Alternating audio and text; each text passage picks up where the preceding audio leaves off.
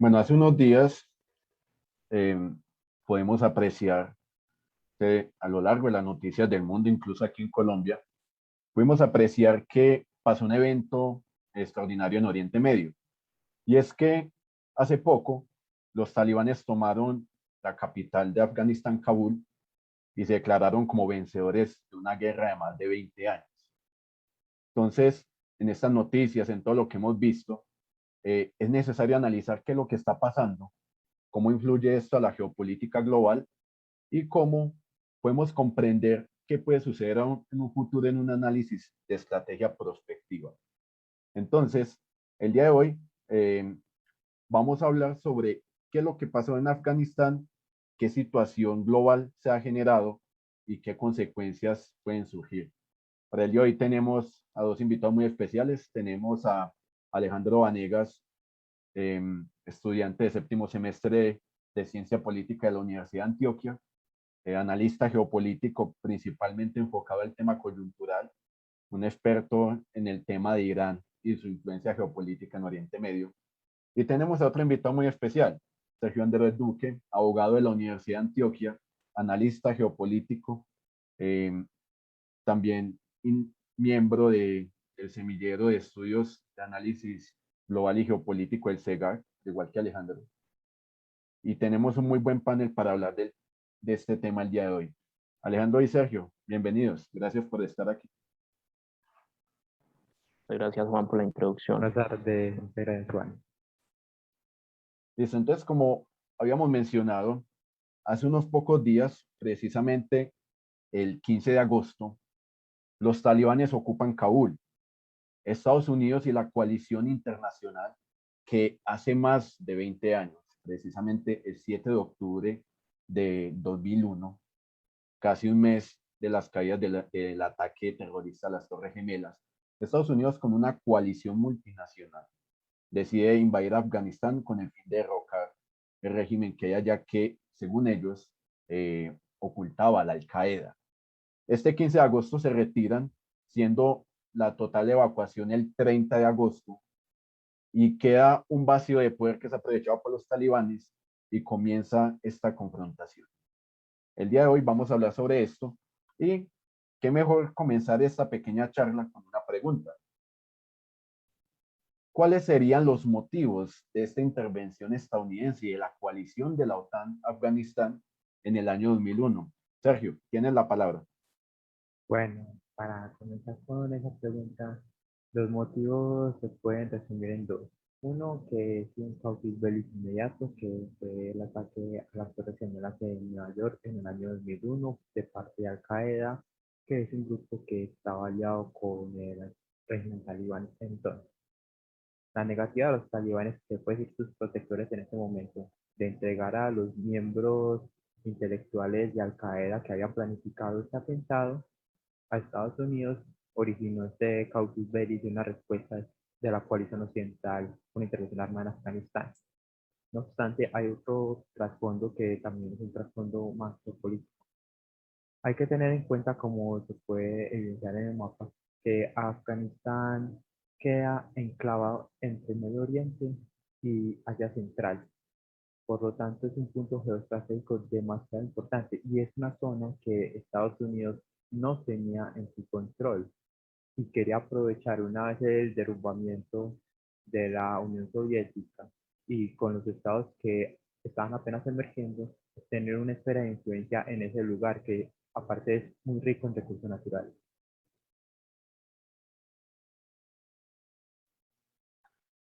Bueno, cabe recordar que esta no es la primera invasión que ha tenido realmente Afganistán por parte de poderes extranjeros.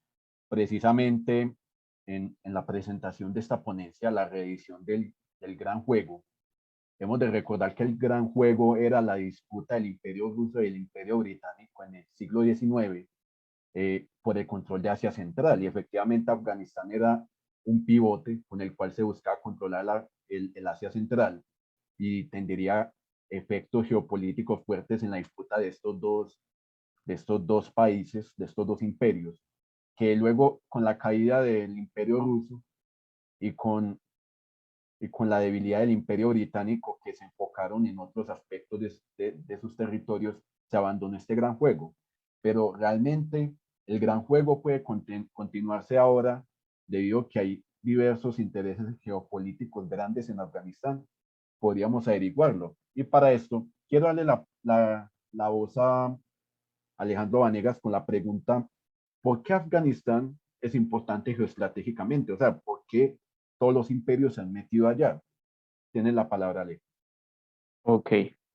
No, Juan, pues básicamente yo creo que Afganistán tiene tres cuestiones bastante importantes o básicas para entender cuál es su importancia geoestratégica o por qué estos imperios, como lo ha sido el británico y luego la Unión Soviética y luego los Estados Unidos han tratado de ocupar su territorio.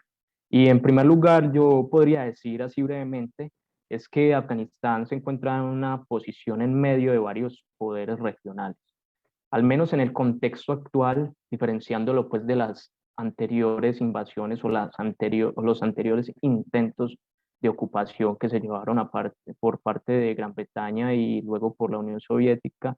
Yo creo que hoy en día la importancia geoestratégica de Afganistán en el contexto actual se basa en esa posición en medio de poderes regionales que podemos ver en el mapa como lo son Irán, como lo son Pakistán, como lo es China, e incluso que alcanza ciertamente la esfera de influencia rusa eh, hacia, hacia, hacia más al sur, ¿cierto? Entonces yo creo que esa es la primera cuestión hoy en día para definir cuál es la importancia geoestratégica de Afganistán, que está en medio de unos poderes y todos estos poderes van a querer disputarse la influencia en Afganistán luego de que llegan los talibanes y dominan pues la totalidad del país. En un segundo lugar, se podría hablar de que Afganistán es una zona de paso geoestratégicamente importante para las rutas terrestres, ¿cierto? Entonces, para ejemplificar esto, por Afganistán podría pasar la ruta de la seda fácilmente y conectarse pues con lo que es Irán y ya el Medio Oriente hacia Siria e Irak y su conexión pues directa con Europa. Entonces es una zona de paso, una zona que está en la mitad de Medio Oriente y ese Oriente un poco más lejano y que conecta de manera terrestre estas rutas comerciales que pueden inclusive empezar a ser utilizadas de mayor o mayormente por China en la ruta de la seda y de mejor forma, obviamente ahora que los talibanes están en el poder, teniendo en cuenta pues que va a haber como un ambiente más propicio para el comercio con estos nuevos pues, poderes que se están alzando en la región, como lo son Irán, como lo son Pakistán, como lo es China, pues que es el hegemón que está surgiendo hoy en día. Y en tercer lugar, yo podría hablar de que hoy Afganistán es un lugar geoestratégico e inclusive lo era geoestratégicamente para Estados Unidos 20 años atrás, por el hecho de que Afganistán hoy tiene mucho que ver con la estabilidad de la región, ¿cierto? Porque entonces empezamos a hablar de cómo Afganistán puede ser ese, entre comillas, semillero para el crecimiento de los grupos extremistas, los grupos yihadistas. Entonces, digamos lo que la estabilidad de Afganistán también alude o también da un ladrillito en toda esa construcción que es la estabilidad en toda la región. Entonces, básicamente esos son como tres puntos que yo podría tratar acerca de la importancia geoestratégica, que está en medio de poderes geopolíticos importantes, que está en una zona de paso importante para el comercio y en tercer lugar de que la estabilidad de Afganistán también repercute en la región. Básicamente eso, Juan, por el momento. Muchas gracias por el aporte, Alejandro. Sí, vemos que Afganistán efectivamente tiene un papel fuerte en la seguridad y la defensa de la región y termina siendo un pivote en Asia Central necesario para el control de los imperios. Pero bueno, miremos a ver qué actores hay en estos momentos y lo que ha aparecido en las noticias, porque todo el mundo se pregunta, bueno, ¿quiénes son los talibanes? Eh, son lo mismo que Al Qaeda. Si Al Qaeda fue quien atacó las Torres Gemelas en el World Trade Center, el 9/11, ¿por qué Estados Unidos atacó a los talibanes? ¿Qué relación hay entre Al Qaeda y Talibán? tienen la misma filosofía, la misma orientación, son el mismo grupo terrorista. Para responder esta pregunta muy interesante, doy la palabra a Sergio Andrés Duque, que nos dé una completa extensión de qué significa y qué diferencias hay entre estos dos grupos. Bueno, hay que tener en cuenta algo. Tanto Al-Qaeda como los talibán son totalmente diferentes. No son uno sinónimo del otro, no. Los orígenes, empecemos con los talibán, que son, se puede decir, los más antiguos. Los orígenes de los talibán surgen de los mujahidín, ya que ellos que se podrían decir catalogados como guerreros religiosos que lucharon contra la Unión Soviética cuando ésta intervino Afganistán en 1979.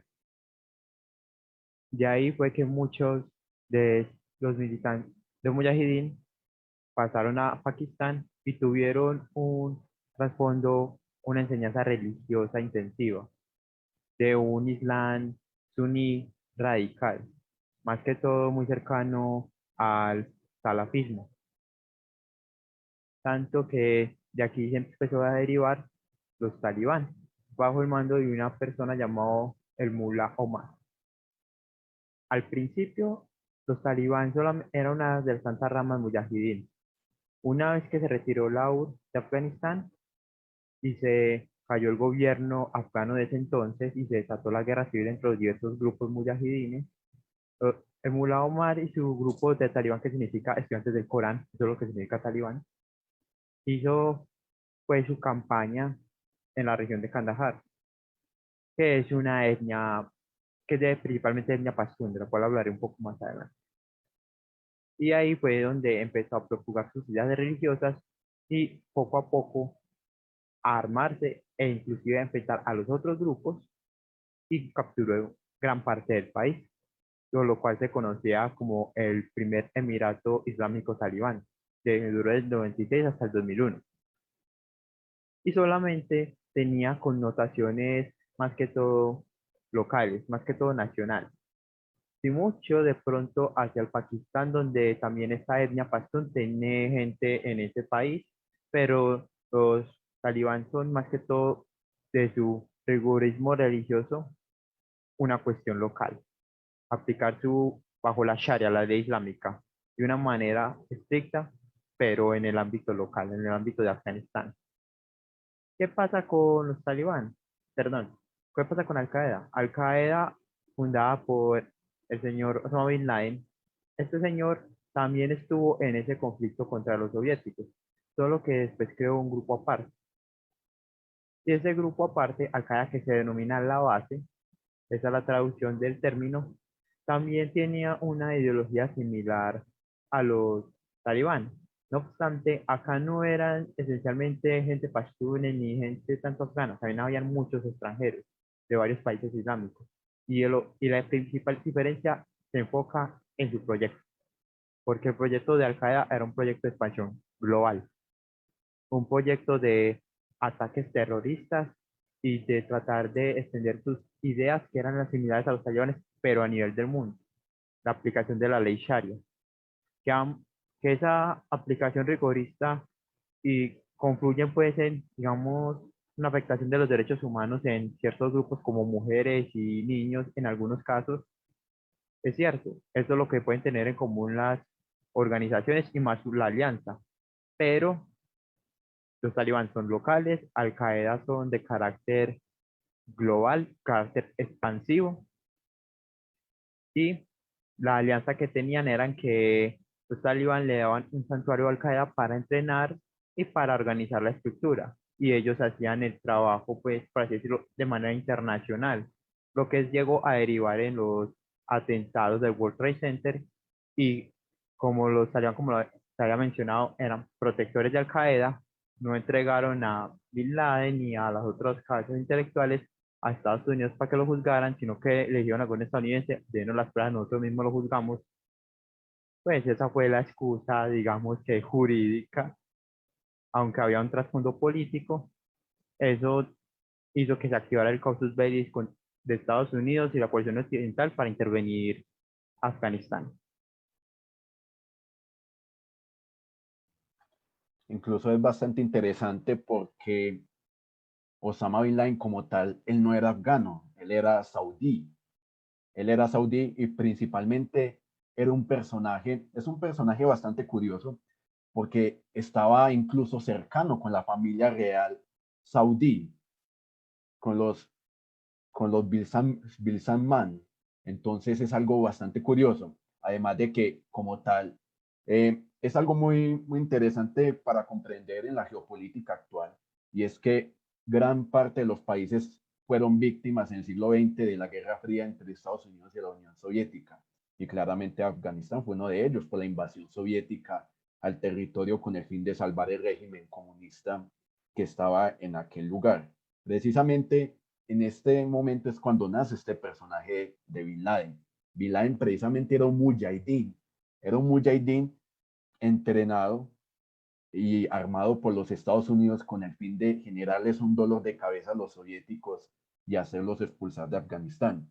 Pero esto da a entender que efectivamente Afganistán es un país supremamente complejo, no es un país en el que se pueda comprender desde una lógica occidental, sino que es un país que tiene unos matices y unas distancias sumamente difíciles en su tejido social.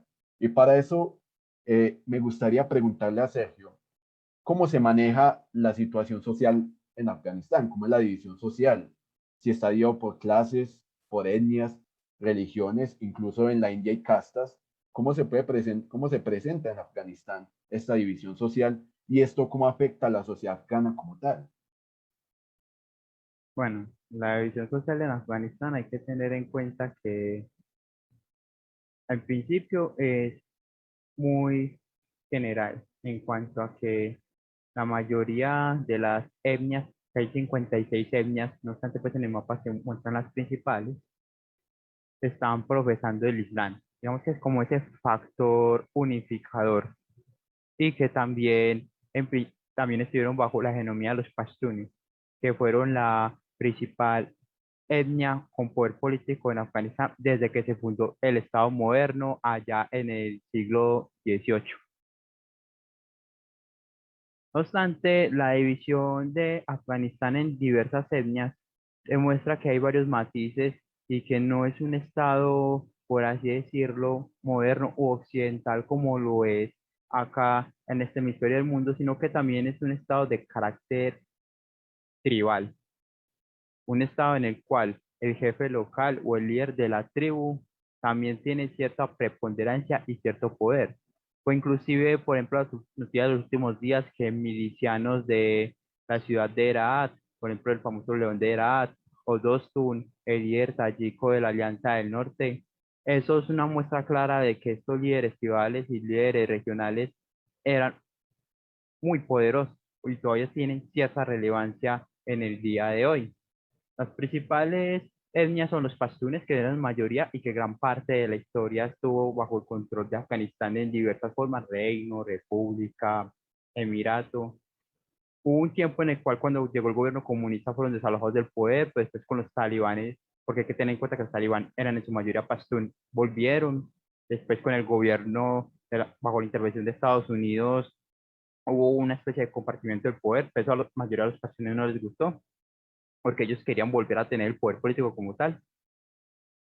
Y esta gente es principalmente de etnia suní, y inclusive manejan un código llamado el Pashnawali, que es un código muy antiguo de hace más de 2000, 3000 años, antes de la llegada del propio Islam a esas tierras, lo que revela que el vínculo tribal es demasiado fuerte. También están otros pueblos como los Hazara, estos son de etnia suní, por lo que Irán también tiene cierta influencia acá, en tanto a que los Hazara se han sido en buena parte de la historia de Afganistán perseguidos por las otras etnias de mayoría suníes, perdón, los Hazara son chiíes, de mayoría suníes, y se han centrado en el centro del país, y por lo general fueron las últimas bastiones del gobierno afgano antes de sucumbir ante los talibanes. Y ya más al norte están los tayikos, los uzbecos, los turcomanos, que son de aquellos países madre, como son Turkmenistán, Uzbekistán y Tayikistán, que tuvieron cierta influencia secular de la antigua URSS, la antigua Unión Soviética, por lo que ellos son los que tienen como un enfoque un poco más liberal, no tan tradicional como lo podrían ser los pastunes o los baluches al sur o inclusive los hazara. Ellos sí tienen como un Islam un poquito más liberal y son los encargados principalmente de las actividades económicas, tanto que los pastunes y los baluches también por cuestiones geográficas y de ubicación son más ganaderos y agricultores. Los otros ya son de aspecto de comercio, de industria, lo que lleva a mostrar que inclusive todo Afganistán es un conjunto de etnias o como se lo decía anteriormente, Afganistán fue hecho con los pedazos que a Dios le sobró.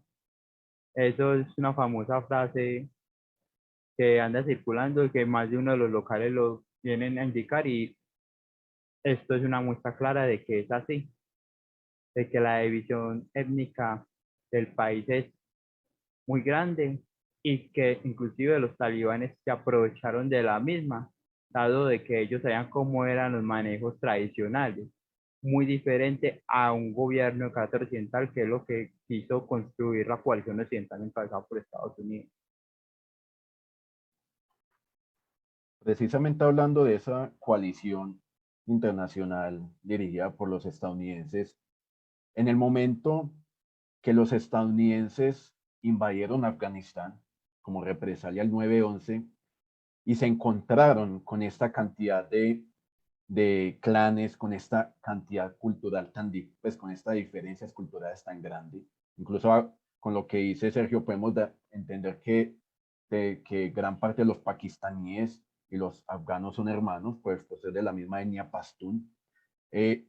Los estadounidenses cuando se encontraron con todas estas etnias, cuando se encontraron con estas diferencias de población, ¿cómo fue el inicio de la intervención estadounidense? ¿Recibieron apoyo de la población o a su vez fueron repelidos? ¿O cuál fue la actitud de la población afgana al ver a los uniformados estadounidenses entrando a su capital? Bueno, hay que tener en cuenta que las relaciones con los estadounidenses, en principio, algunos grupos, especialmente los que son opuestos a los pastunes y los que eran opuestos a los talibanes y etnias, la recibieron de cierta manera con los brazos abiertos, porque eran los que añoraban el tiempo, digamos, secular y semiliberalizado que existía en el gobierno comunista afgano, e inclusive un poco antes, cuando en Afganistán no existía tanto fundamentalismo religioso.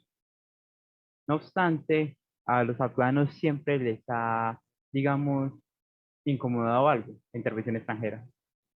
Ellos son amantes de su autonomía, a pesar de ser divididos en diversas etnias, aunque algunos tengan disparidades en cuestión de credos, inclusive de clase social, ellos siempre han buscado que ningún tercero intervenga en el país, lo que hizo que varios grupos se aglutinaran en torno a los talibanes para intentar expulsar a los estadounidenses y a la coalición occidental. Esto y también fue los crímenes de guerra que se cometieron por algunos miembros de la coalición occidental, por ejemplo, un caso, soldados australianos asesinando civiles afganos. O sea, también hay que recordar que parte y parte hubo crímenes contra los derechos humanos en el conflicto, pero esto también fue un aliciente para que los talibán tomaran poco a poco esa fuerza. Pese a que hubiese un gobierno afgano y pese a que se volviesen ciertas medidas del pasado y cierta liberalización, esto, el apoyo no fue total. La sociedad fue muy dividida y eso poco a poco hizo mella en contra de los estadounidenses y la coalición occidental.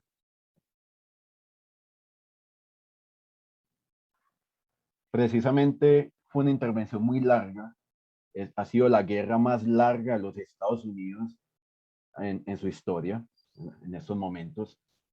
Y cabe preguntarse por qué los estadounidenses se quedaron tanto tiempo allá, por qué los estadounidenses se quedaron más de 20 años en este, o bueno, iban a ajustar los 20 años, por qué se quedaron tanto tiempo en este territorio, en esta intervención armada. Para esta pregunta me gustaría darle la palabra a Alejandro. Ok, ¿por qué se demoraron los estadounidenses 20 años o por qué se retiran después de 20 años, ¿cierto? ¿Cuáles son estas cuestiones que los hacen perdurar en la guerra y los hacen, digámoslo, estar ahí dilatando y dilatando el conflicto? Bueno, yo creo que lo primero alude un poco a lo que hablaba Sergio y a lo que se decía al principio de las invasiones británicas, las invasiones soviéticas. Y yo creo que uno de esos elementos es que hay toda una memoria de resistencia en la sociedad afgana, ¿cierto? Entonces, en la historia reciente de Afganistán, con estas invasiones, con estas intervenciones extranjeras, creo que se ha generado toda una memoria de resistencia que aglutina y que une a una nación que, si bien está dividida, la une con un objetivo. El objetivo es el de la autodeterminación, o el objetivo es no estar subyugados o soslayados pues, por un poder tercero o un poder extranjero, ¿cierto? En un segundo lugar, yo hablaría ya en el teatro de operaciones militar, eh, por ejemplo, de la dependencia operacional. ¿Cómo así que dependencia operacional? Yo creo que esta guerra dura 20 años porque hay una dependencia del ejército afgano con respecto a las tropas estadounidenses para lo que son las operaciones de alto valor, ¿cierto? Las operaciones que necesitan de grupos altamente entrenados, de operaciones especiales. Entonces yo creo que hay toda una dependencia operacional que nunca se pudo dejar atrás y que inclusive con la formación del ejército afgano vimos que se vino abajo en una semana, 2 semanas, que fue el avance, digámoslo, de los talibanes hasta Kabul. Entonces había toda una dependencia frente al ejército estadounidense. Digamos que las tropas internas no tenían la capacidad para hacerle frente, como sí lo han hecho, por ejemplo, las tropas del ejército sirio en Siria, y no han dependido operacionalmente solo de Rusia, por ejemplo, para ganar su guerra.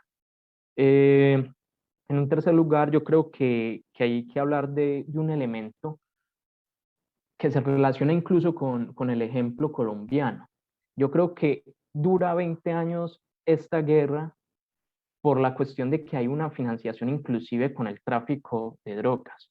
Entonces ustedes, como muchos saben, Afganistán es uno de los principales, es el principal productor de heroína del mundo, y de eso han sacado rédito los talibán para obtener dinero y seguir financiando y financiando el conflicto. Asimismo, como por ejemplo las FARC han utilizado aquí en Colombia el narcotráfico para la financiación de la guerra y no han hallado, digamos, una contradicción ideológica más allá de el fin justifica los medios para empezar a traficar y empezar a tener ganancias del opio, de la heroína, de la cocaína, pues en el caso colombiano. Asimismo, los talibanes no han tenido el problema de empezar a traficar para justificar o para financiar su guerra, ¿cierto? Entonces yo creo que el tráfico hoy día se convierte en uno de esos ítems por los cuales la guerra dura tanto, y es que hay una financiación que viene inclusive del mercado ilegal, ¿cierto? Eh, Otro ítem, el terreno. Este es el más obvio de todos los ítems. El terreno ha sido una ventaja estratégica para los talibanes durante todo el conflicto.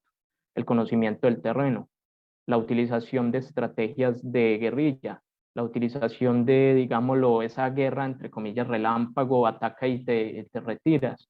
Todo esto ha hecho que se dificulte inclusive más la intervención estadounidense en el país y ha hecho que se demore pues una victoria que finalmente pues no llegó. Y esto se relaciona inclusive mucho con esta dificultad que han tenido los soldados extranjeros y que los estadounidenses también sufrieron en Vietnam, por ejemplo, o sea, para hacer un ejemplo. Y otro elemento que yo quiero añadir para ya finalizar con esta pregunta es el que siempre los talibanes han tenido la capacidad de replegarse y de huir hacia las fronteras.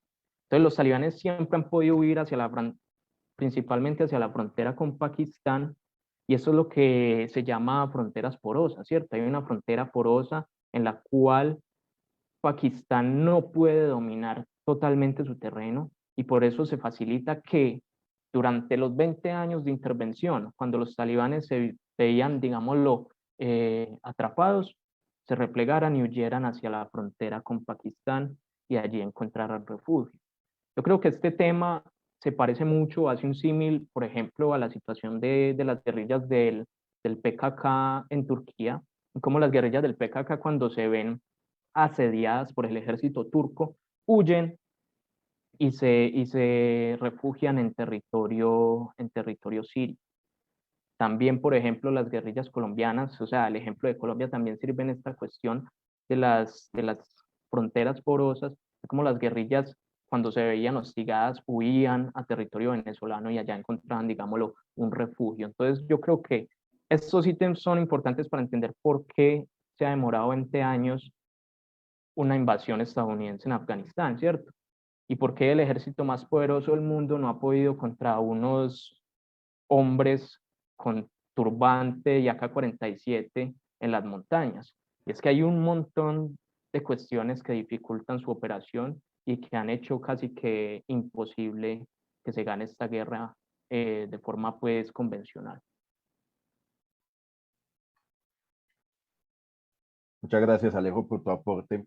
Sí, podemos ver la capacidad combativa de los talibanes, como incluso a pesar de los estadounidenses tener armas, eh, armas con bastante pues, capacidad de ataque, como los B-2 Spirit y los B-1 Lancer, además de los drones MQ Reaper, que tienen una gran capacidad de ataque y en las redes sociales incluso se puede ver mucho y también en diversos videos de la Fuerza Aérea estadounidense de cómo ellos aniquilaban grupos enteros de combatientes talibanes, pero aún así seguían apareciendo. Además de que la geografía de Afganistán y sus vecinos ha permitido lo que efectivamente comentaste, el repliegue de las tropas, además de que a diferencia de las operaciones estadounidenses en Irak, Afganistán es un país supremamente irregular en sentido geográfico, debido a su mezcla de altas cumbres de montañas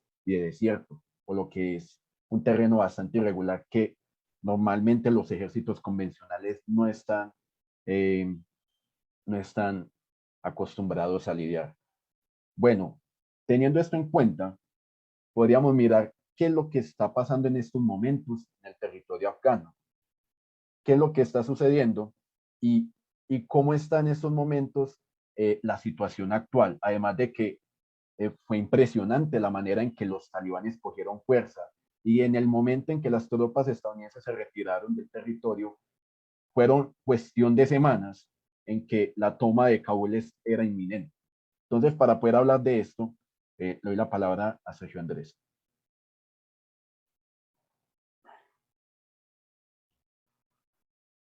¿Me repites, por favor? Pregunta. ¿Cómo está la situación actual en Afganistán y qué pasó después de que los estadounidenses se retiraron?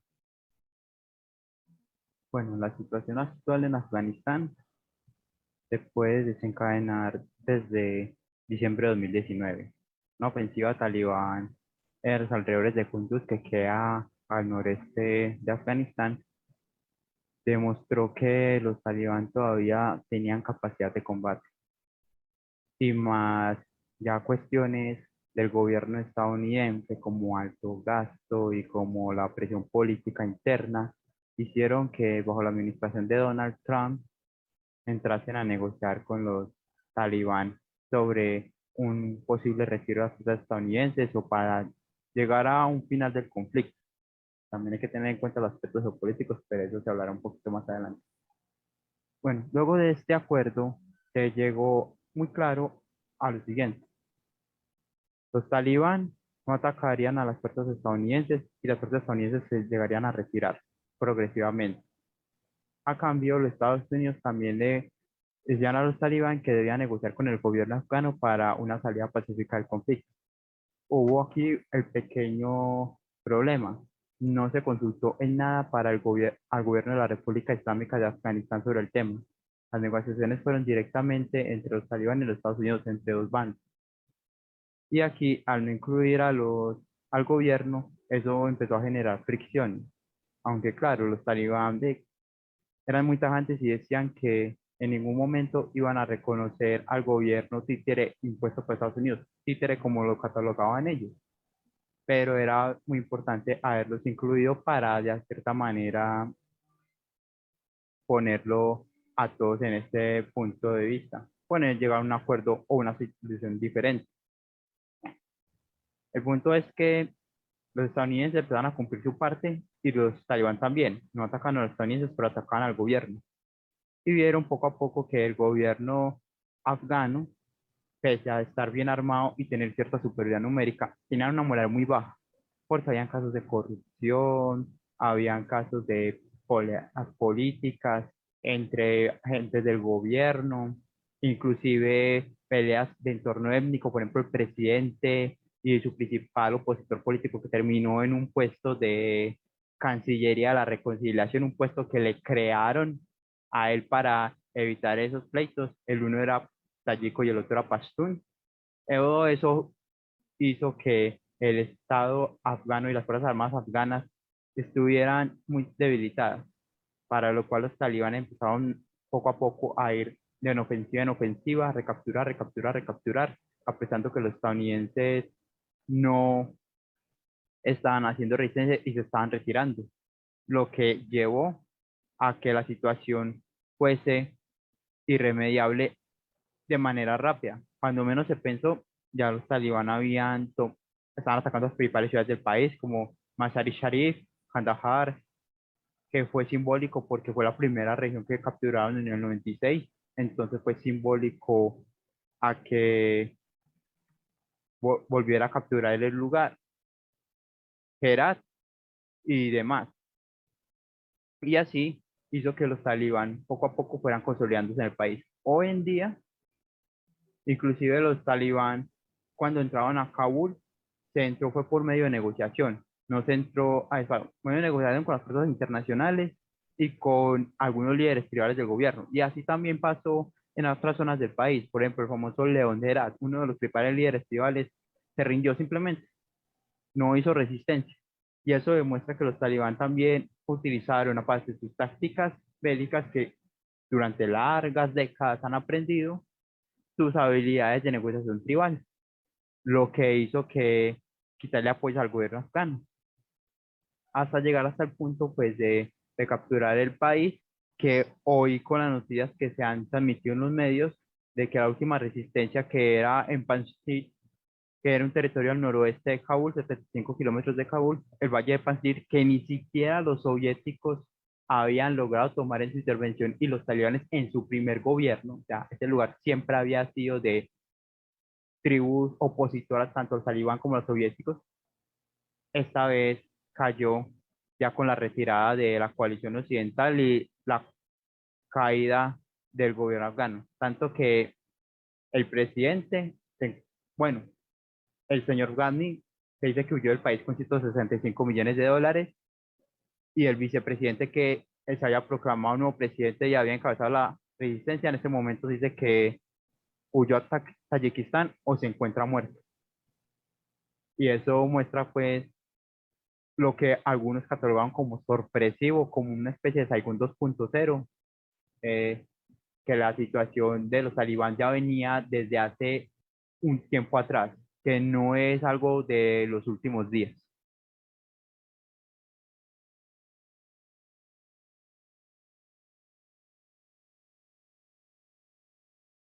Una pequeña apreciación que podemos hacer es, los estadounidenses al estar 20 años en Afganistán, ¿qué recursos había en el país? O como tal Afganistán, ¿qué activos estratégicos tiene para que haya sido un país que haya sido invadido, pues, no solamente por los estadounidenses? Los británicos lo invadieron en su momento, los soviéticos. Entonces, realmente, ¿qué activo o qué recurso geopolíticamente aprovechable hay en el país para que el país esté sujeto a tantas invasiones? Porque como dice Pedro Baños, en el dominio mundial, la economía manda en la geopolítica. Entonces no tiene mucho sentido que un país esté sometido a tanta invasión si no tiene un activo estratégico que haga o de alguna manera que valga la pena. Entonces, ¿qué recursos tiene Afganistán? Doy la palabra a Leo. Bueno, pues yo creo que esta pregunta se puede responder rápidamente. En cuanto a activos, minerales básicamente, cobre, oro, ¿cierto? Ciertos metales. Entonces, básicamente los minerales podrían haber, digámoslo, sido una de las razones por las cuales antaño se invadía Afganistán, ¿cierto? Pero, por ejemplo, hoy día, con la importancia de la tecnología, con el avance de las comunicaciones, de los aparatos electrónicos, uno de los activos estratégicos más importantes de Afganistán, y que yo diría que es el más importante, es el litio. Y las tierras raras, por ejemplo, o sea, todas esas tierras raras que sirven para la construcción de los chips, el litio, por ejemplo, para la formación de las baterías que se están usando en todos los smartphones, que se usan en los autos eléctricos, todo eso va a llamar mucho la atención de las potencias regionales que quieran entrar a, digámoslo, influir en Afganistán. Por ejemplo, en cuestión de tierras raras como el litio, Afganistán tiene más reservas que Bolivia. Entonces, se convierte en una cuestión bastante importante, por ejemplo, para China, que es el productor número uno de autos eléctricos, el poder hacer negocios comerciales alrededor de este litio que ellos necesitan para sus baterías. No solo para las baterías de sus autos, las baterías de los smartphones, los Xiaomi, los Huawei, etcétera, etcétera, etcétera. Entonces, básicamente es eso, minerales, tierras raras como el litio, y otro eh, recurso estratégico que podría mencionarse y que podría uno entrar a analizar, podría ser también el tráfico en sí mismo, el opio y todo lo que conlleva pues detrás de esto.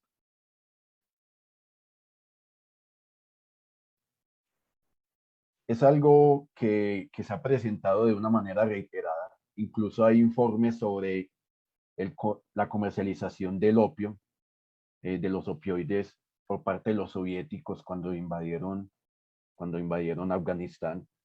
Y también los cables de Wikileaks nos han comentado que de alguna manera también ciertas fuerzas estadounidenses estuvieron involucradas también en este negocio en Afganistán.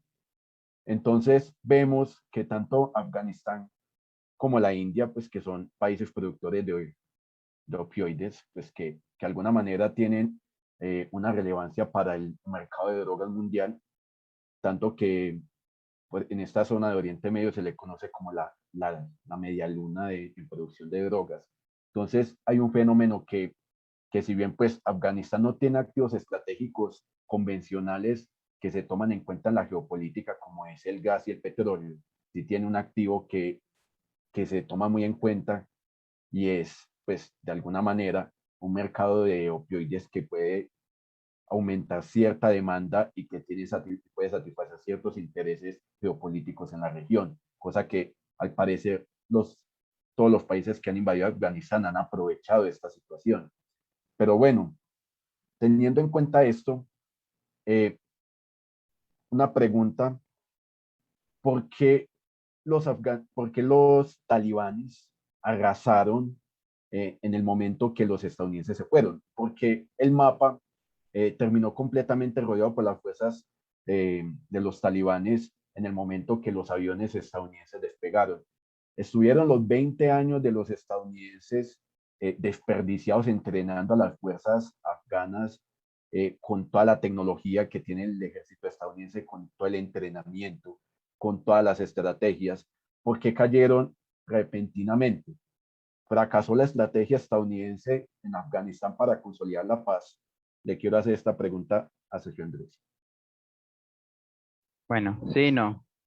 Primero hay que tener en cuenta que Estados Unidos cumplió unos objetivos, si bien yo no catalogaría de primarios, cumplió unos objetivos que se dieron en una primera etapa y que al final terminaron siendo secundarios, los cuales fueron, de cierta manera, obtener la venganza o bueno, o la revancha por el atentado a las Torres Gemelas, ya que lo que hizo que Al Qaeda, por lo menos en Afganistán, la base principal que tenía Al Qaeda en Afganistán fue desarticulada, si bien existe Al Qaeda, pero son otros grupos que están en otros países, los cuales han tomado las banderas como una especie de franquicias de Al Qaeda, pero el grupo principal fue totalmente desarticulado de Afganistán.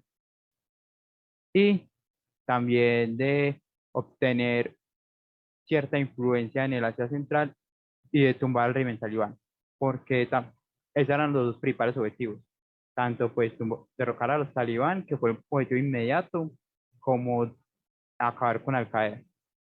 Pero esos objetivos que en su momento eran principales, terminaron siendo secundarios. Y el otro objetivo que fue el establecer un gobierno con influencia occidental en medio del Asia Central o entre Medio Oriente y Asia Central, como era lo que se denominaba la República Islámica Afgana, ese fue un fiasco total, porque no se entendió las dinámicas locales. Se vuelve a la cuestión de los tribales. No se habló, no se negoció con todas las tribus, no se buscó la manera de llegar a una concertación. Por ejemplo, hay algo que los afganos llaman la Loya Jirga, que son, digamos, la máxima autoridad o la máxima reunión decisoria tribal en Afganistán, que inclusive el gobierno que acaba de caer también lo había puesto de manera constitucional, pero al no enfocarse en los trámites tradicionales, está una, digamos, figura ya muy deslegitimada, especialmente que los talibanes hicieron amplia propaganda de ello. El no haber llegado a eso de la población civil en su totalidad y el haber llegado a esos consensos y acuerdos de una manera más negociada, en vez de una intervención exhaustiva, que tuvo cosas buenas como cierta liberalización de los derechos de la mujer, de los jóvenes, por ejemplo, volver a elevar cometas, que era algo que tenían prohibido los talibanes en su momento, permitir el volver a estudiar las escuelas, la alfabetización que volvió a empezar a subir de niveles. Si bien esos son los únicos elementos buenos de la intervención, del resto, lastimosamente, los estadounidenses no supieron entender el asunto, más el apoyo extranjero a sus contrarios, que también hizo mucha mella en la situación. Pakistán, inclusive se dice que debajo de la cuerda Rusia hasta China, dicen que debajo de la cuerda hubo cierto apoyo a los grupos contrarios a los estadounidenses, hizo que el gobierno estadounidense fracasara en su momento en a construir ese gobierno o construir esa influencia en el país. Más lo que yo comenté anteriormente de lo de la corrupción, de los problemas étnicos, todo eso, una amalgama de situaciones hicieron que las Fuerzas Armadas se molarizaran tan rápido y que la ofensiva talibán, que al principio era una cuestión de tanteo, era una cuestión de reconocimiento, no era una batalla frontal, fuese cogiendo paulatinamente más fuerza y terminase en una ofensiva a toda regla como lo que pasó hoy en día, que como digo, ese mapa ya a día de hoy se supone que ya está todo rojo porque el último punto de resistencia acabó de caer, de acuerdo a las noticias internacionales. Con la llegada de los talibanes y la retirada de los estadounidenses, se ha escuchado demasiado sobre, en primer papel, lo que va a suceder en términos de migración. Es decir, que va a haber una retirada masiva eh, de muchos pues, de los afganos que colaboraron con los estadounidenses en la intervención, además de que de alguna manera las mujeres bajo el régimen de los talibanes eh, van a tener bastantes problemas frente a temas de libertades y se van a ver muy afectadas. Incluso varios analistas señalan que estas serán las primeras víctimas de cuando el régimen talibán empiece a ejercer poder en todo el territorio. ¿Qué, qué análisis podemos extraer de la llegada de los talibanes y cómo esto va a desembocar una posible migración, si es posible o no, y cómo las mujeres se van a ver afectadas, las mujeres afganas se van a ver afectadas cuando los talibanes ejerzan su poder? Le doy la respuesta a estas preguntas a hacer. Bueno, tengo que tener en cuenta que la migración, como si bien se dijo, va a ser de la población que apoyó al gobierno afgano y a la coalición occidental, más que todo trabajadores. no tanto como militares o espías, sino de pronto logísticos, que el cocinero, que el que por ejemplo, se encarga de llevar la basura, que el que podar el jardín, o sea, trabajadores auxiliares. Pero quiero hacer énfasis en esto porque eso demuestra que una gran parte de la población afgana apoya a los talibanes. O sea, los talibanes no simplemente llegaron y con su grupito y tomaron todo el país y todo el mundo sale a correr porque están en contra. No, una gran parte del país los apoya. De lo contrario, los talibanes no hubieran podido entrar tan fácil, ni hubieran podido acordar tan fácil llegar a la toma del poder. Y esa tragedia va a ser humanitaria porque se dice que es en grandes proporciones. Esto va a afectar a Medio Oriente y, y a Europa. Pero hay que tener algo muy en particular, que la migración principalmente va a tirar a Europa, a los países más ricos, aunque se dice que por qué no acogen los demás países musulmanes a los afganos, es que los árabes no son afganos, los árabes no son pastunes, los árabes no son hazara. O sea, a pesar de que tienen un mismo credo, en general los países musulmanes son menos ricos que Europa y también tienen muchas discrepancias religiosas y son muy cerrados en sus políticas, por lo tanto los utilizan como vías de tránsito. Y en la cuestión de los derechos de la mujer, pues hay que tener en cuenta que la Sharia im- de manera rígida impone ciertas restricciones a la mujer, según con la excusa de proteger la dignidad de la misma. Por lo tanto, es una marginación, genera una marginación social. Eso es lo que genera. Y muchas de las mujeres temen eso, que sean marginadas de la sociedad. Aparte, pues, de ponerse la burka, que es la vestimenta completa, que solamente tiene una rendilla en los ojos para que ellas puedan ver, que sin ellas en la calle no pueden salir sin eso.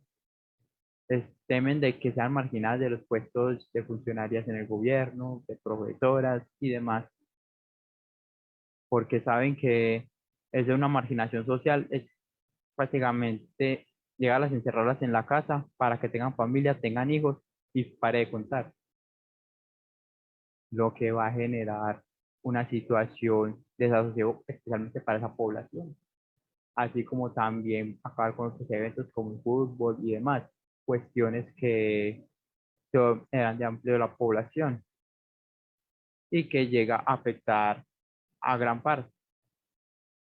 Esto muestra que si bien también hay unas cuestiones muy negativas en materia de derechos humanos, hay que tener en cuenta que la particularidad de la población afgana es una idiosincrasia muy local. Muchos afganos no han ido al extranjero y el que ha ido se queda de una vez allá. O sea, ellos son muy amantes de su tierra, inclusive con el caso aquí local colombiano, en el cual el gobierno de Colombia se ofreció a tener en calidad dentro de trámites de asilo a 4.000 afganos. Aquí van a llegar a un país totalmente diferente, a un país que si bien es occidental, no es como Europa, porque todavía tiene aspectos de cultura muy cerrados. Y más que Colombia es un país que nunca tuvo esa tradición tan alta de ser receptora de inmigrantes. Lo sabían, pero no en gran cantidad, sino un país de tránsito. Y aunque esta gente va de tránsito, ellos van a tener en Bogotá, por allá, aislados, porque eso es lo que se da a entender, que los van a tener en una zona, no se ha dicho cuál exactamente, muestra que el choque de culturas y el choque de la persona en sí que va a tener, la persona que va a llegar acá, va a ser como encontrar un nuevo mundo. Puede que sea muy traumático, porque dejar su tierra, dejar todo, puede que pueda ser una nueva oportunidad, aunque hay que decirlo, Afganistán tiene una población muy joven y si bien mucha gente va a migrar, hay gran parte de la población que se va a quedar, tanto que el promedio son de 27 años, el segundo país con la población de promedio más joven del mundo, lo que va a permitir que de pronto a la larga el problema de la migración, por lo menos para los talibán, no va a ser tan complicado como lo van a hacer para los países receptores.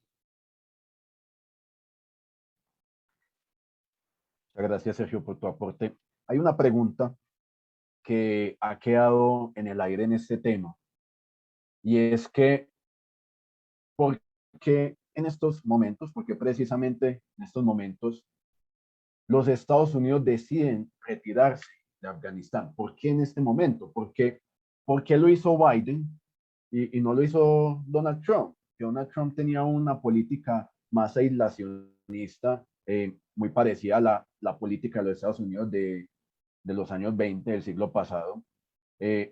Porque Biden decide retirarse de, de Afganistán. Incluso hay muchos soldados que lo han criticado. Porque ¿cuál fue la decisión política? Y al fin y al cabo, ¿cómo se negoció la retirada con los talibanes? Es una pregunta muy interesante y se la quiero dejar a Alejandro. Bueno, pues primero hacer unas cuantas correcciones, y es que la decisión de salir de Afganistán se toma es en la administración de Donald Trump, cuando se llega a un acuerdo en Doha, Qatar, con los talibanes para que se dé esa salida de las tropas estadounidenses de Afganistán, o sea, del territorio afgano. Yo creo que inclusive Donald Trump, diciéndolo en ciertas palabras, es el único presidente o es el único inquilino de la Casa Blanca que tiene los suficientes pantalones para darse cuenta de que esta guerra es inganable, que es una guerra perpetua, lo que se llama las guerras perpetuas, esas guerras que no avanzan ni retroceden, que simplemente están en un punto muerto, ¿cierto? Entonces, básicamente, Donald Trump lo que hace es darse cuenta de esto, darse cuenta inclusive de otras cuestiones que hacen que la retirada sea necesaria, como por ejemplo los altísimos costos de las operaciones estadounidenses en Afganistán. Son costos que se están volviendo casi que insostenibles para Estados Unidos. Digamos lo que era un esfuerzo bélico muy grande el que tenían que hacer. Y es una decisión que debió haberse tomado hace tiempo, ¿cierto? Cuando llega Joe Biden al poder, él dice que se va a retirar, o que las tropas estadounidenses se van a retirar el 11 de septiembre de manera simbólica, remembrando pues el 11 de septiembre los ataques al World Trade Center, ¿cierto? Pero el avance impetuoso que tuvieron las fuerzas talibán hasta llegar a acercar a Kabul hizo que las fuerzas estadounidenses tuvieran que salir inclusive antes del tiempo que tenían presupuestado para hacerse su evacuación. Entonces, por eso es que inclusive muchos analistas han comparado esta cuestión con la de Saigón, cómo las tropas estadounidenses tienen que huir prácticamente, cómo tienen que evacuar rápidamente el país ante el avance de los talibán, y no pueden cumplir su meta de abandonar el país el 11 de septiembre como forma simbólica, ¿cierto? Otro tema, otro dato que yo quería dar para la justificación de la salida de los Estados Unidos 20 años después, es que hay toda una mezcla de muertes, hay toda una mezcla inclusive de suicidios, secuelas que deja la guerra en la población estadounidense y en los veteranos de guerra. Por ejemplo, yo quería dar estos dos datos para cerrar pues como esta pregunta, y es que en los últimos 6 años, 45.000 soldados estadounidenses se han suicidado. Esto es o sea, esto es peor que inclusive las muertes en combate en Afganistán. O sea, hay una pandemia total de suicidios en el ejército estadounidense, y todo eso se da a través de las secuelas de la guerra, ¿cierto? Lo que deja la guerra para estas personas que retornan a sus hogares. Básicamente, 22 soldados norteamericanos o estadounidenses que se suicidan por día. O sea, es una cuestión increíble. Todo esto sumado pues a la cuestión de la guerra perpetua, a los costos altísimos, hace que Donald Trump tome la decisión de negociar una salida, pero esta salida abruptamente se rompe por el avance de los talibanes.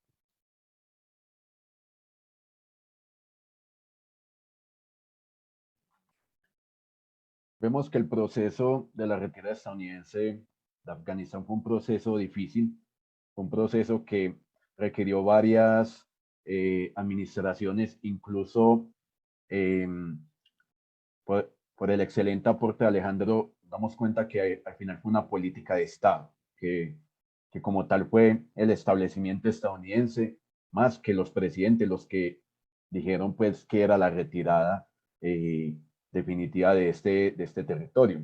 Además de que como efectivamente estas guerras de cuarta generación son guerras más políticas que militares, entonces militarmente no había una solución a la guerra. Entonces se presentó esta oportunidad en que, como efectivamente le dijo Alejandro, en retirar las tropas con el fin de ahorrar los mayores recursos posibles. Ya ando finalizando a este pequeño conversatorio de este tema muy interesante. Solo nos queda dar unas pequeñas preguntas con el fin de dar una conclusión satisfactoria, aunque es un tema muy amplio que se demoraría demasiado tratarlo. El objetivo es dar respuesta a varias preguntas que se han generado.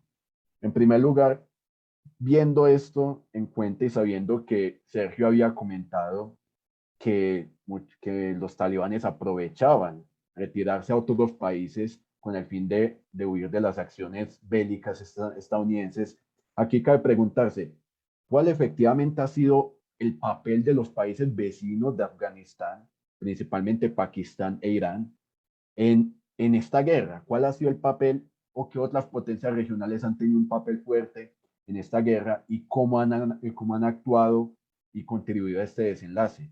Le doy la palabra a Alejandro. Bueno, o sea, en cuanto al papel de los vecinos inmediatos de Irán y Pakistán, se pueden decir varias cosas. En el caso iraní, yo creo que Irán hoy día tiene una oportunidad de oro para aliarse con los talibanes. ¿Y por qué digo esto? Yo creo que la política, más allá de esa diferenciación de que Irán es chií, o Irán en su mayoría es chií, y de que los talibanes profesan el sunismo, puede palearse, inclusive puede haber un acercamiento que sea pragmático para los intereses iraníes en la región. Creo que hoy los talibanes no tienen un mejor espejo a seguir que el de la República Islámica de Irán, ¿cierto? Yo pienso de que ellos deben de mirar a Irán como un hermano, como un Estado que puede ayudarlos en su construcción a futuro, construcción de Estado futuro, de un Emirato Islámico, que no sabemos si va a ser, digámoslo, a semejanza de la República Islámica iraní, por ejemplo, en este caso, o si va a tener ciertos matices parecidos, o si definitivamente va a ser un régimen totalmente diferente al que se instauró después de la Revolución Islámica de 1979 en Irán. Irán hoy día tiene esa cuestión, una oportunidad, pero también tiene un miedo, y el miedo es que esa oleada de migrantes posiblemente empiece a ir hacia sus fronteras, empiece a tener un problema humanitario, digámoslo, para contener esta ola de migrantes, y yo creo que para eso ha habido acercamientos entre los diplomáticos iraníes y los portavoces talibanes para tratar de encontrar o, digámoslo, tener puntos de encuentro y formar, digámoslo, una relación beneficiosa para ambos. Yo pienso que una política pragmática es menester en esta situación para Irán y para los talibanes. El caso de Pakistán, yo creo que Pakistán hoy tiene un problema gigante y es el problema de que se puede exportar la yihad. El miedo a que se exporte la yihad. Después de una victoria como se dio, de la forma que se dio en Afganistán por parte de los talibanes, puede haber, digámoslo, todo un renacimiento de un movimiento yihadista en Pakistán. Y eso obviamente afectaría a Pakistán. ¿Por qué? Porque su estabilidad se vería, digámoslo, comprometida. Y ellos tienen todo un conflicto bastante complejo con la India, ¿cierto? Entonces, yo pienso que el papel que ha jugado Pakistán en la cuestión del conflicto en Afganistán ha sido bastante largo, pero yo creo que hoy día, inclusive, el papel es más de tratar de prevenir que se expandan las oleadas de violencia y se expanda o se exporte la yihad hacia su frontera. O sea, para hablar, por ejemplo, de otros países que podrían tener interacción en esta cuestión, no sé, hablo del caso China, con la cuestión económica, pueden aprovechar, digámoslo, los minerales, pueden aprovechar estos recursos estratégicos como lo es el litio, e inclusive ya han habido acercamientos.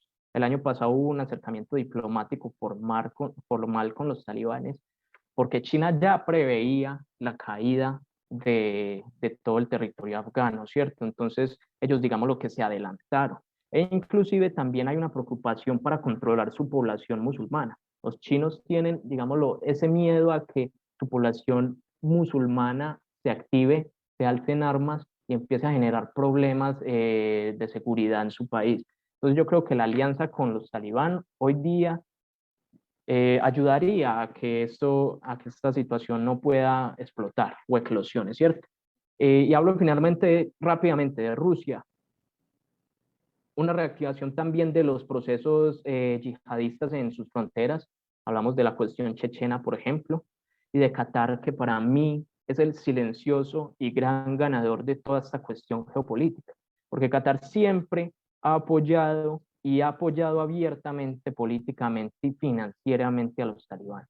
Entonces, este país pequeño, en toda enclavado, digámoslo, entre las monarquías del Golfo, hoy día puede ver a Afganistán como una nueva baza geoestratégica de la cual ellos no pueden, digámoslo, contar por su pequeña población y su pequeño territorio. Pero yo pienso de que Qatar hoy día es uno de los grandes ganadores y del que no se habla mucho pues, en los análisis que se hacen de las consecuencias de la llegada de los talibán al poder. Cabe resaltar que en las paradojas de la geopolítica hay algo muy curioso. Precisamente Bin Laden aparecía por ahí en los años 2000 en Al Jazeera, que precisamente es una cadena nacional catarí, en el momento en que era la persona más buscada del mundo. Y de igual manera, hemos de recordar que a Bin Laden los Marines estadounidenses lo neutralizan ni siquiera en territorio de Afganistán, ni siquiera en territorio saudí, ni en Sudán.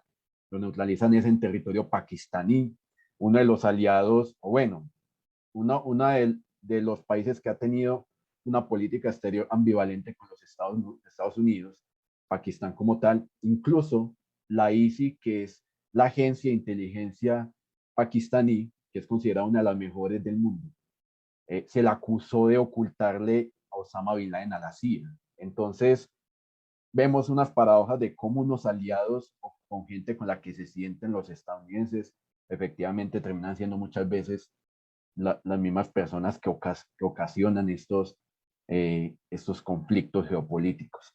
Ya finalizando esta pequeña pero interesante charla, dejo el micrófono abierto para dos preguntas, para dos conclusiones, y ya después miraremos las preguntas del público. En primer lugar, ¿quién gana con la retirada estadounidense? ¿Cuáles son los actores que se benefician y también cuáles son los actores que, que obtienen más problemas con la retirada estadounidense? ¿Quiénes se benefician? Esta pregunta se la hago a los dos, quien desee contestarla. ¿Qué actores se benefician? China, Rusia, Irán, Pakistán. ¿Y qué actores, en cambio, con la retirada estadounidense, ven su situación geopolítica muy difícil? Abro micrófonos para quien desee contestar. Entonces, si quieres nos las Se dices un beneficia poquito en y yo primera otro, medida ¿qué? los talibán. Dale, Alejo, pon tu opinión primero. Vale. Ok, bueno, yo creo que uno de los grandes beneficiados, como ya lo estaba diciendo antes, que me, digámoslo, me ponía a ver esa situación catarí, yo creo que Qatar es el gran ganador en toda esta cuestión. Yo creo que gana Irán por la posibilidad de aliarse con Afganistán y porque se saca de encima la presencia estadounidense cerca de sus fronteras, por ejemplo. Yo creo que otro ganador es China, porque China a través de su diplomacia ha venido tratando de influenciar económicamente en todo el mundo y lo va a hacer así mismo en Afganistán. Creo que Rusia empieza a ver, digámoslo, un poquito de dificultades. ¿Por qué? Porque, digámoslo, su lejanía un poco geográfica no le permite estar de lleno en la discusión y creo que esto se lo van a repartir entre Irán y Pakistán o Irán y China, ¿cierto? Y sí, creo que básicamente eso.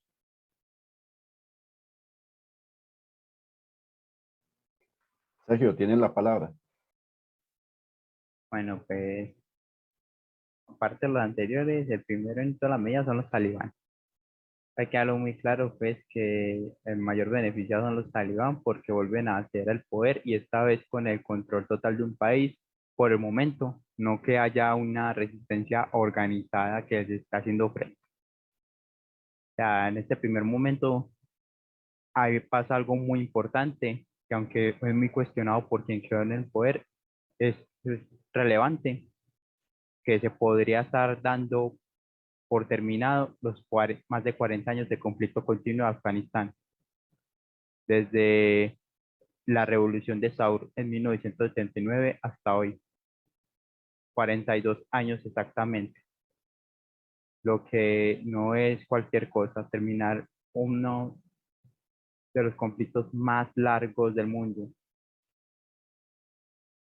que eso sería pues lo beneficioso, pues lástima pues para muchos por quien queda en el poder, todavía sigue siendo cuestionable, pero por el momento, a menos de que pasara algo irremediable, dado que Oriente es una situación, una región que uno se para sorpresas, uno nunca sabe qué pueda suceder, por el momento estando por fin a esa violencia y ese conflicto armado de más de 40 años.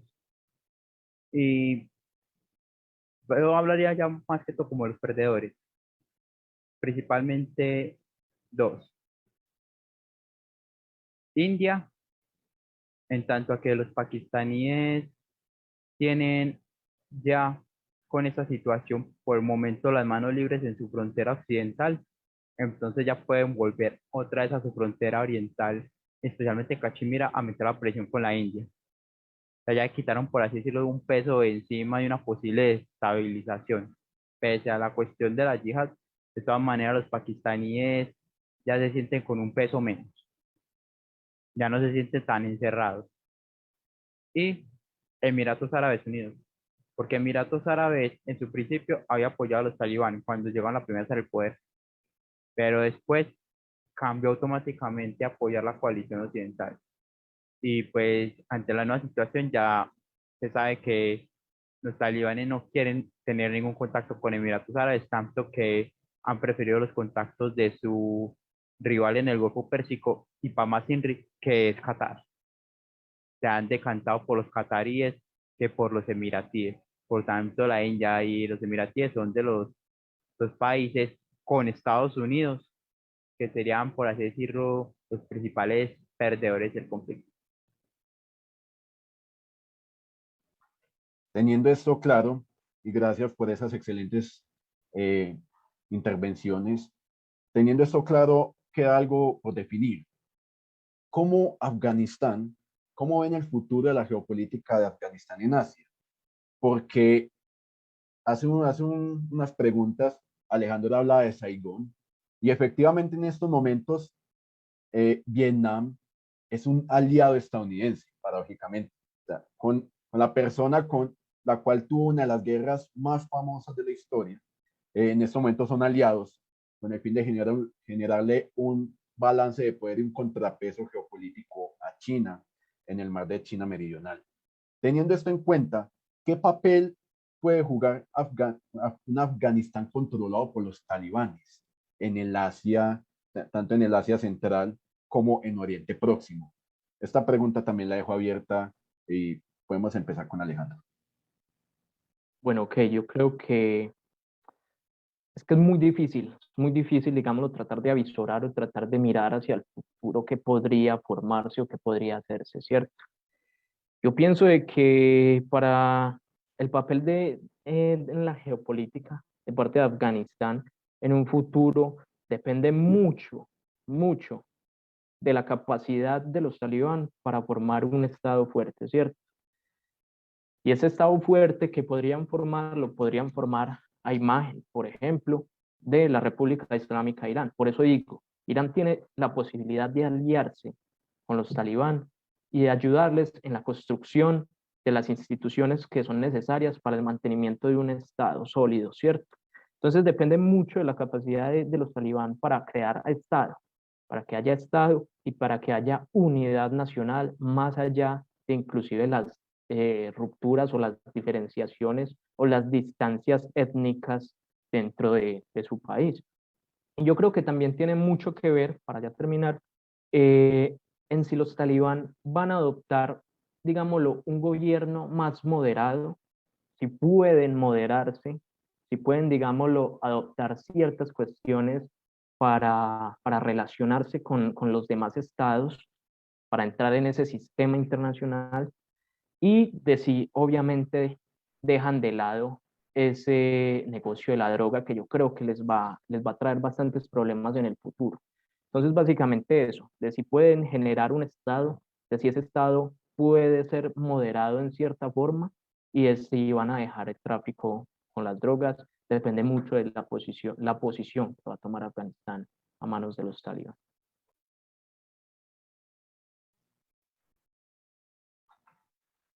Bueno, a partir de ahora le abrimos espacio a las preguntas que ha hecho el público, que han hecho los espectadores. En primer lugar, tenemos una pregunta. Las preguntas las puede contestar quien desee, son abiertas. Lorenzo Manuel Vidal dice que podemos afirmar que los kurdos pueden algún día terminar como los talibanes o podrían ser fenómenos diferentes. Bueno, yo creo que esta la podría responder yo porque he estudiado ciertas cuestiones sobre los kurdos. Y también depende obviamente de qué kurdos estamos hablando, ¿cierto? Si estamos hablando de los kurdos de Turquía, si estamos hablando de los kurdos de Siria, si estamos hablando de los kurdos en Irak, si estamos hablando de los kurdos en Irán, porque son diferentes, inclusive sus proyectos han sido diferentes en cada uno de los países en los que están. Yo creo que es un fenómeno totalmente diferente el de los kurdos, porque los kurdos nunca han tenido como, digámoslo, avanzada ideológica la cuestión religiosa. Entonces, digámoslo que los kurdos están más allá de esta dicotomía pues, que hay entre secularismo, religión, creo que van más allá inclusive de eso. Por ejemplo, el proyecto político de Rojava, de los kurdos sirios, se enfoca en que no hayan, digamos, las estructuras de Estado-nación moderno a semejanza de Occidente, sino que se creen, digámoslo, ciertas, ¿cómo se dice? Cierta participación política desde abajo, y que desde abajo se pueda decidir conjuntamente acerca de la política de Rojava. Y creo que hoy día tienen, pues, una buena posición porque Bashar al-Assad tiene un problema grandísimo en el último bastión rebelde. Por ejemplo, los kurdos de Turquía, el PKK, básicamente son los hermanos mayores de las formaciones políticas que hay en Siria, también tienen un programa político diferente, que se llama el confederalismo democrático. Tanto los kurdos sirios como los kurdos turcos siguen esa visión del confederalismo democrático de Abdullah Öcalan, que no, nada tiene que ver con la ideología talibán o la ideología yihadista a la que hemos estado acostumbrados. En Irak es una cosa totalmente diferente. En Irak ya casi que tienen un estado autónomo aparte de Irak y es un estado que es floreciente. Es un estado que ha sido gobernado por los talabani, que ha sido gobernado por unas familias bastante fuertes y que siempre ha estado estable, digámoslo, desde la intervención de Estados Unidos en Irak. Y no creo que ellos, por ejemplo, vayan a tener intentos expansionistas más allá de lo que ya tienen en su estado semiautónomo, ¿cierto? Y finalmente, yo creo que los kurdos de Irán hoy día tienen muy poco que decir. Hoy día tienen un poder muy irrisorio para tratar de decidir y más en frente de Teherán, que es una potencia regional. Entonces creo que son totalmente opuestos los ejemplos de Talibán o Al Qaeda con, digámoslo, las dinámicas kurdas. Muchas gracias, Alejandro, por ese aporte. Hay una pregunta de Jorge Mario Muñoz que dice que en general, pues, sobre los combates, que si los talibanes eran muy fieros en los combates, que cómo eran los combates en sí. Quien desee responderla. Bueno, ya con respecto a cómo eran los combates, hay que hacer bueno, de pronto un cierto símil como fue ese conflicto armado colombiano acá. Solo que yo le agregaría unas cuantas cosas. Los talibán tenían primordialmente su ideología por encima, su ideología, su fe, su concepción teológica por encima de las fuentes de financiación o del modus económico. O sea, ellos sí son fervorosos, fervientes en sus posturas y no se dejaron degradar como los diversos grupos que aparecieron aquí en Colombia, tanto de la izquierda como de la derecha, en fin, que de uno fue vinculado con narcotráfico y se convirtió en un grupo que al final terminó siendo más narcotraficante que de lo que ideológicamente representaban. Eso sí, lo primero. Lo segundo son gente que ha vivido en ese territorio por toda la vida, que conoce las montañas palmo a palmo, que saben en qué hueco esconderse, que han tenido una tradición de guerreros de siglos, porque hay una vida tribal, ya me cuenta alguien que condiciones duras de la vida, conoce el campo, sabe dónde hay agua, sabe dónde no, sabe qué agujero esconderse, sabe en qué agujero salir. Y más los 40 años de conflicto de la revolución de Saúl, aunque anteriormente las tribus también tienen sus milicias tribales, por lo tanto, no es que era gente que simplemente era un grajero armado, no. Ellos ya sabían sus conocimientos y tenían sus cuestiones de combate y más el entrenamiento que ha recibido de parte de agentes internacionales, lo dice el perfecto soldado. Y aparte son adaptados al lugar, tanto que inclusive para hoy es irónico y creo que parte de esta pregunta es cómo alguien con un simple sombrero y unas chancas o alpargatas con un fusil puede derrotar a unas tropas completamente equipadas de estilo siglo XXI. O sea, pues a alguien en principio no le entra ese en la lógica, más en la cuestión occidental, pero hay que tener en cuenta que es que los talibán y muchos de los afganos están jugando en casa, no están jugando afuera. Y creo que esa es la principal base, el conocimiento del terreno y que al ser esa tierra lo único que tenían, iban a ser como decía Sun Tzu, un campo de lucha mortal. En un campo de lucha mortal, hasta el más cobarde de cierta manera saca ese valor porque sabe que lo único que le va a parar si es derrotado de la muerte. Entonces solamente es luchar o morir. Más de uno de ellos se lo tomó en ese sentido.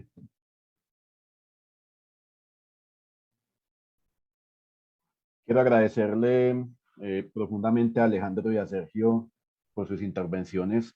Es un tema muy interesante, es un tema que en estos momentos suena en la geopolítica mundial, que es un tema muy amplio, supremamente amplio, pero que es un tema que es necesario para comprender cómo se está moviendo, como decía Brzezinski, el gran tablero mundial.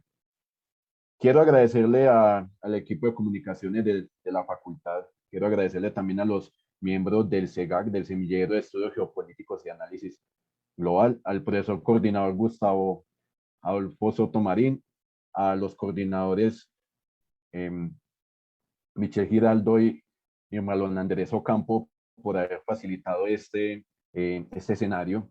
Es muy interesante y es muy satisfactorio que la facultad esté concentrada en eventos internacionales y quiero agradecerles a todos los presentes. Esperemos que la situación en Afganistán mejore y que las acciones de, de los hegemónicos geopolíticos se consideren al fin y al cabo la mejor estrategia de guerra la que garantiza la paz.